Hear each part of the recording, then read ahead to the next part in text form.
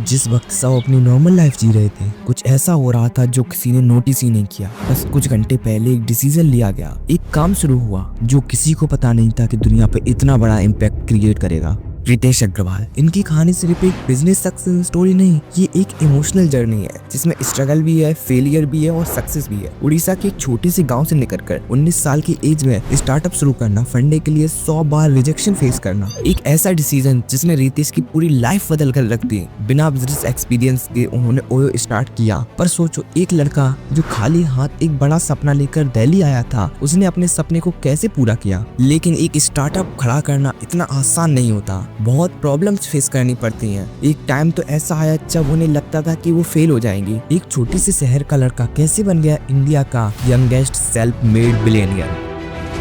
Ritesh Agarwal, founder and CEO of Oyo Rooms. His story is the stuff that legends are made of. Definitely one of the biggest success stories in that travel and tourism. So, At just 17 years of age, Ritesh Agarwal. Ritesh Agarwal. Ritesh, Ritesh Agarwal. He's one of the youngest self-made billionaires of India.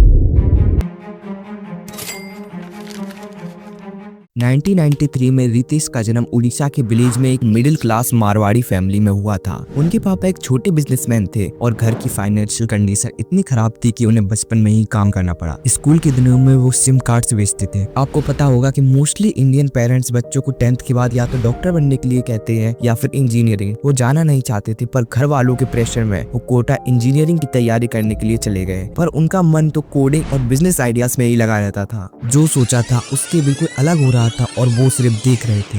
Ritesh ने एक interview में बताया कि उनकी दादी ने एक बार कहा था, कला तुम्हारे हाथ में है, इसे कैसे यूज करना है वो तुम्हें खुद ढूंढना पड़ेगा। 18 साल की उम्र तक रितेश बहुत ट्रैवल करते थे। वो कई बजट होटल्स में रहे थे। उन्हें ऐसा लगा कि भारत में 90% होटल्स सस्ते हैं, पर उनकी क्वालिटी इतनी बेकार है कि लोग डर डर कर उन्हें बुक करते हैं। इसी ऑब्जर्वेशन ने ओयो की फाउंडेशन रखी। 2012 में रितेश ने ओरेवेस स्टेज नाम की कंपनी बनाई, जो कि एयरबीएनबी जैसी थी। जैसे अगर आपके पास खाली रूम है तो आप ओरेवल स्टेज पर उस रूम को लिस्ट कर सकते हैं और ट्रैवलर या गेस्ट उसे बुक कर सकते हैं। पर जल्दी उन्हें समझ में आने लगा कि इंडियन ट्रैवलर्स को सिर्फ सस्ते रूम्स नहीं बल्कि अच्छी रूम्स चाहिए। 2030 में उन्होंने ओयो रूम्स शुरू किया। शुरुआत में होटल ओनर्स को कन्विंस करना बहुत टफ काम था। रितेश खुद 20-20 होटल्स में जाते और ओनर्स को समझाते। होटल ओनर्स को कन्विंस होना ही पड़ा, वैसे भी उनके होटल्स लॉस में जा रहे थे। अब उन्हें अपने बिजनेस को एक्सपेंड करने के लिए फंडिंग की जरूरत पड़ी। रितेश को 100 से ज्यादा इन्वेस्टर्स ने फंडिंग के लिए मना कर दिया। एक इन्वेस्टर ने तो डायरेक्टली बोल दिया कि तुम जैसे 19 साल के बच्चे को कोई क्यों पैसे देगा। द थिल फेलोशिप ने $10 लाख इन्वेस्ट किए, जो कि गेम चेंजर थे। इस पैसे से ओयो ने अपना ऑनलाइन प्लेटफॉर्म बिल्ड किया। जब ओयो ने चाइना में एक्सपेंड करना शुरू किया तो 6 महीने में ही 50,000 से ज्यादा रूम लिस्ट किए गए। सब कुछ सही चल रहा था, लेकिन एक ऐसा मोमेंट आने वाला था जिसने सब कुछ चेंज कर दिया। अचानक कोविड-19 बहुत तेजी से फैलने लगा।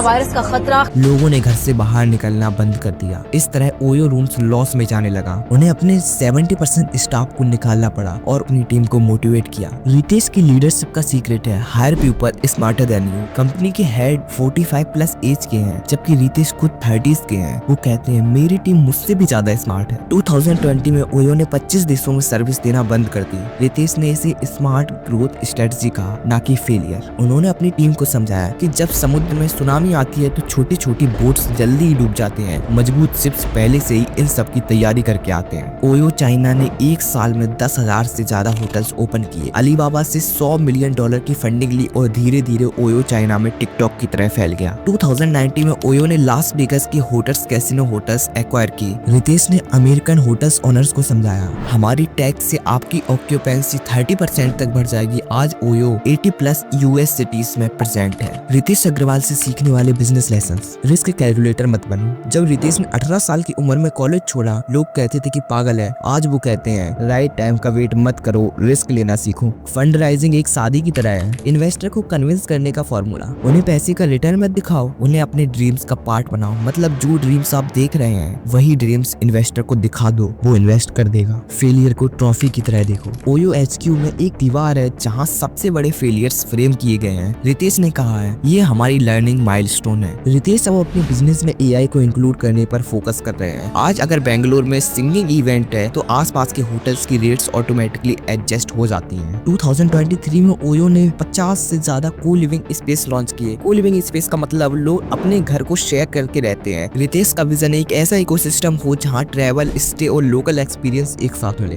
रितेश के 3 success rule. Age just a number. जब आप 20s में होते हैं तो लोग कहते हैं तुमसे नहीं होगा। रितेश की तरह 100 रिजेक्शन के बाद भी डोर नॉक करते रहो। हार मत मानो क्योंकि मेहनत का रिजल्ट कोई नहीं छीन सकता। Be obsessive not passionate. Ritesh ने 7 साल तक हर हफ्ते 100 होटल्स विजिट किए ताकि वो पता कर सके कि बाकी होटल्स में क्या प्रॉब्लम्स है जिसे वो अपने होटल्स में सुधार सके। ये वही जुनून है जो ऑर्डिनरी को एक्स्ट्रा ऑर्डिनरी बनाता है। लोकलाइज करो पर ग्लोबल सोचो। जापान में कैप्सूल होटल से लेकर सऊदी अरब में लेडीज ओनली स्टेज तक ओयो ने हर मार्केट की नीड्स को समझा और सक्सेस हुआ। मतलब लोगों की नीड्स को पूरा करो, लोग आपको पैसा देंगे। आज भी रितेश 18 से ज्यादा घंटे काम करते हैं। उनकी फेवरेट लाइन है मेरे पास कोई बैकअप प्लान नहीं था इसलिए फेलियर का ऑप्शन ही नहीं था। ये वही नेवर गिव अप एटीट्यूड है जो हर एक एंटरप्रेन्योर को अडॉप्ट करना चाहिए। हर ग्रेट सक्सेस एक ऐसे मोमेंट से शुरू होती है जिसमें किसी ने सोचा भी नहीं होता कि ये पॉसिबल है। मिलते हैं ऐसी किसी नेक्स्ट वीडियो में, तब तक के लिए I will see you in the next video. Bye.